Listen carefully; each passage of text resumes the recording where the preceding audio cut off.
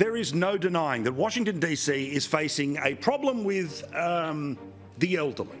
The list of those in positions of power in Congress and the presidency over the age of 80 is amazingly large. Remember, the average person who retires in the United States is just 66 or maybe 67. These people hold on way past 80. And let's be honest, it is an issue on both sides of the political fence. Let's start in the Senate, where Democrat Senator from California, Dianne Feinstein, is 90 years old, and there's no way she's still with it.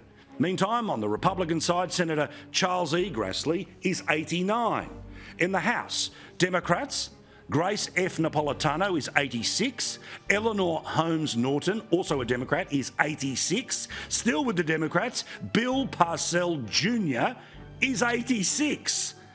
There's a Republican called Harold Rogers, and he is 85. One of the wildest Trump haters was Maxine Waters. She's a Democrat from California, and she is 84. And even the man who wants to blow it all up and start again with socialism, Bernie Sanders, is 81 years old. And let's not leave off the list the mess that is the leader of the Republicans in the Senate, Mitch McConnell. He is 81, but looks 181. But of course, the big daddy of them all, the Democrat president, Joe Biden, he is 80. He is now the oldest president in US history. Not far behind is Trump, who is, of course, 77. There are so many high-ranking elected officials who are now starting to show signs of ageing. It's a serious concern because these people aren't just there for ceremonial reasons. They run the joint, and they're doing it badly. The baby boomer generation that these guys are part of is holding on too long. I have a healthy respect for people that are, older than me and my parents' age, and I had grandparents and great-grandparents into their 90s. But that does not mean you should be operating at the highest levels of government. The idea that Nancy Pelosi, who, if I'm not mistaken, is 83 years old, is running for re-election, on top of the fact that she single-handedly, well, I'd give it to Gavin Newsom, too. I mean, she destroyed San Francisco, so she has no right to run for re-election anyway. But the point is, go be a grandmother. What is Joe Biden at 81 thinking about running again for? Dianne Feinstein, who's the senator that you referenced, she's, I think, mid-80s at this point. They wheel her out and tell her what to say. These people should step away from politics, but the baby boomer generation, I think there's a couple reasons for it. I think that they had unbelievable wealth and power during the explosion of America economically, say from the 50s, for the last 70 years or so. And they had so much of it that they didn't realize, sometimes you can put down the reins and hand it to the next generation. That's one of the great things that you can do as you age. You can build something and then in a wonderfully decent way, hand it off to the young people behind you. And, you and I, we always joke about being Gen Xers, but it's like, that's why a guy like DeSantis at 40, 44 or 45 years old should be in charge right now. Or it doesn't have to be DeSantis. Look, Gavin Newsom is evil, but at least the age makes sense. And I think they've held on for too long. They don't know how to let go. And the system itself, the swamp, it likes the fact that it has a bunch of people who don't really know what's going on, because that's just more money for the machine. And then Mitch McConnell, I mean, he's up there freezing like he has a computer virus. I mean, Dianne Feinstein, they're whispering in her ear how to vote. No, sadly, I mean, I'm all for elders to live as long as possible, but at some point they need to retire, go to the golf course, go to the beach. They don't need to be in Washington, D.C. selling out the American people. What I will say is right now the Senate is the most privileged nursing home in the country. I mean, Mitch McConnell has done some great things, and he deserves credit, but you have to know when to leave. That is why I'm strongly in support of term limits in this country. I think that we do need mental competency tests for anyone over the age of 75. I wouldn't care if they did them over the age of 50. But these are people making decisions on our national security. They're making decisions on our economy, on the border. We need to know they're at the top of their game. You can't say that right now looking at Congress. You can't say that when you have people who stay forever and refuse to leave. It's not healthy for us, and it's showing. It's showing on our country. It's showing in the lack of border control. It's showing in the inflation rise with the spending that's happening. It's showing in the fact that, people feel less safe. That's a big issue. We need to start getting new faces, new voices, younger generations involved in our government, and we need to have everybody else understand when it's time to go. If you get a good leader who's 80, they're going to do just as good job as a good leader who's 50. The difficulty is when you elect somebody when they're 78 to serve a 6-year term, you don't know what they're going to be like when they're 84. That's what this is about. This is not about kicking old people out of the system. It's about providing for the modern realities of life, that people are living longer, but we haven't figured out a way to keep them sharp that much longer, and that you can decline, and people do decline very, very quickly. So this is not looking at the current crop and saying, oh, I wish we could replace Mitch McConnell, or I wish we could replace Nancy Pelosi, but we can't do it in the traditional way, so let's just make up a rule that gets rid of them. That's not what this is about. What I'm trying to do is take advantage of this situation when folks are focused for the first time in a long time on age. I mean, look, across the board, the leadership in both parties is extraordinarily old.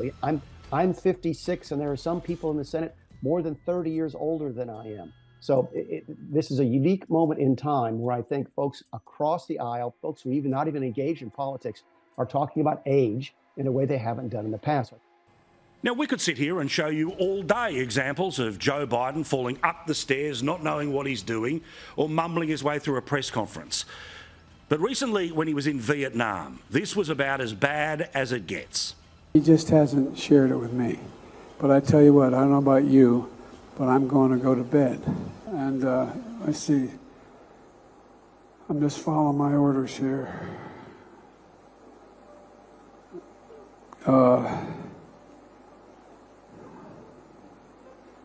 Had access to change it, had access. It wasn't confrontational at all. He came up to me. Thank you, everybody. This ends the press conference. Thanks, everyone. Thank you. Thank you. The machine requires people who don't question it to run it. And the longer you're in the machine, the more the machine takes you over.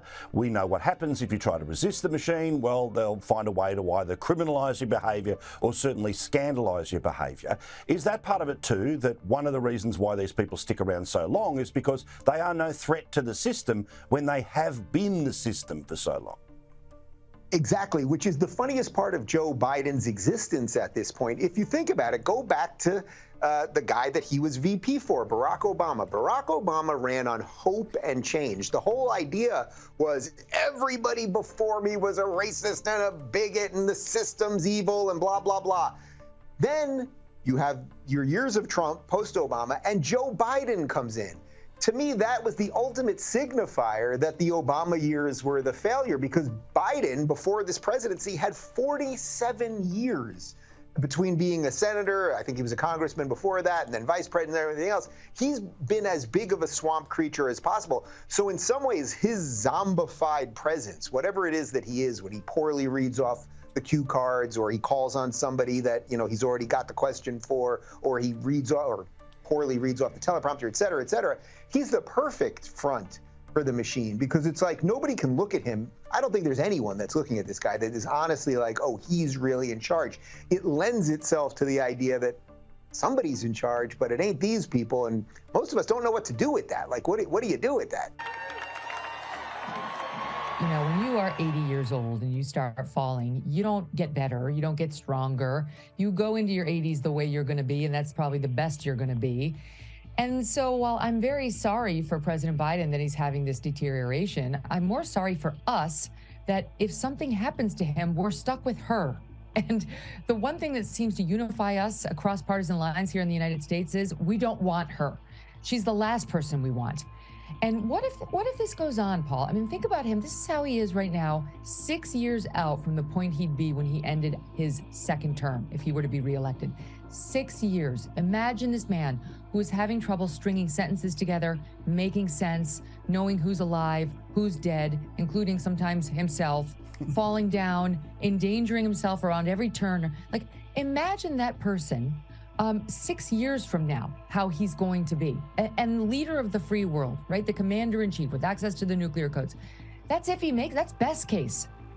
Worst case is, let's look at him 2 years from now when we're about to vote for the next president. And he has a fall right before the 2024 election. That would ruin it. That would absolutely ruin his chances if he had a bad fall right before. And the Democrats would be stuck with him. And then they're really going to be sorry that they elevated Trump, who they hate so much. They really better be careful with the game they're playing on the Republican side with Trump and their absolute refusal to entertain any alternatives to Joe Biden on the Dem side.